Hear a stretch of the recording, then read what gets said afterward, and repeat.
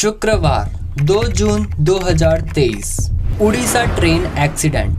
इस हादसे को हुए लगभग 3 से 4 दिन हो चुके हैं और इन 3 से 4 दिनों में आपने इंटरनेट, सोशल मीडिया और न्यूज चैनल से इस हादसे के बारे में काफी कुछ जान भी लिया होगा। लेकिन अभी भी कई सारे लोगों के मन में कई सारे सवाल है कि आखिर हादसा हुआ कैसे, ड्राइवर की गलती, टेक्निकल ग्लिच या फिर रेलवे की लापरवाही। तो इस वीडियो में मैं आपको इन सभी सवालों के जवाब तो नहीं दूंगा, लेकिन इस वीडियो को देखने के बाद आपको अपने सवालों के जवाब खुद ब खुद मिल जाएंगे।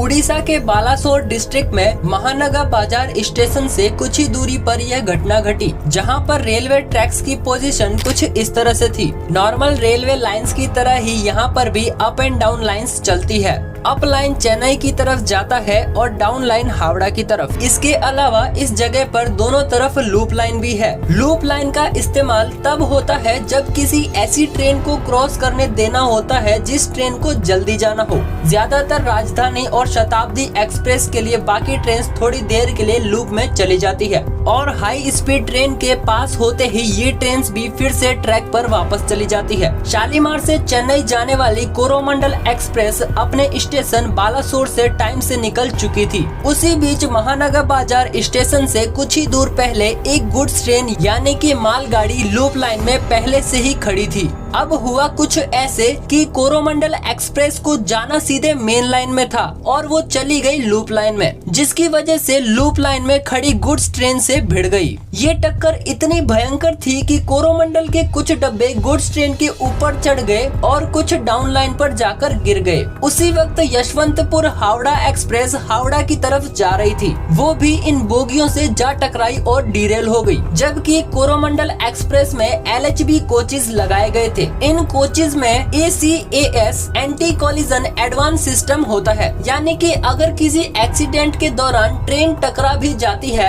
तब भी LHB कोचेज एक दूसरे में नहीं घुसेंगे और ना ही ट्रैक से उतरेंगे। तो अब आप सोच रहे होंगे कि आखिर ACA सिस्टम होने के बाद भी कोचेज ट्रैक से कैसे उतर गए। तो इसका जवाब है ट्रेन की स्पीड और मालगाड़ी में भरा हुआ सामान। ऑफिशियल रिकॉर्ड्स के अकॉर्डिंग उस वक्त ट्रेन की स्पीड 128 किलोमीटर प्रति घंटे की थी और गुड्स ट्रेन आयरन ओर से भरी हुई थी, जिसकी वजह से कोरोमंडल एक्सप्रेस पर इतना बुरा इम्पैक्ट पड़ा कि उसमें लगे LHB कोचेज भी इस हादसे को टाल नहीं सके। लेकिन मेन सवाल ये है कि कोरोमंडल एक्सप्रेस के ड्राइवर, जो कि अभी काफी क्रिटिकल कंडीशन में है, उनका कहना है कि उन्हें मेन लाइन के लिए ग्रीन सिग्नल मिला था, लेकिन उसके बाद भी ट्रेन लूप लाइन में कैसे चली गई? क्या इसमें ट्रेन ड्राइवर की लापरवाही है? तो इसका जवाब है बिल्कुल भी नहीं, क्योंकि दोस्तों ट्रेन को ट्रैक से बदलना ट्रेन ड्राइवर के हाथ में नहीं होता और इस पर मैं पहले से ही एक शॉर्ट बना चुका हूँ। दरअसल ये काम रेलवे ट्रैक के बगल में रखी पॉइंट मशीन का होता है, जो कि स्टेशन मास्टर के द्वारा कंट्रोल की जाती है। रेलवे ट्रैक्स का एग्जैक्ट मैप स्टेशन मास्टर के सामने रखी कंट्रोलर मशीन पर होता है, जिसमें सेक्शन कंट्रोलर के द्वारा दिए गए इंस्ट्रक्शंस के अकॉर्डिंग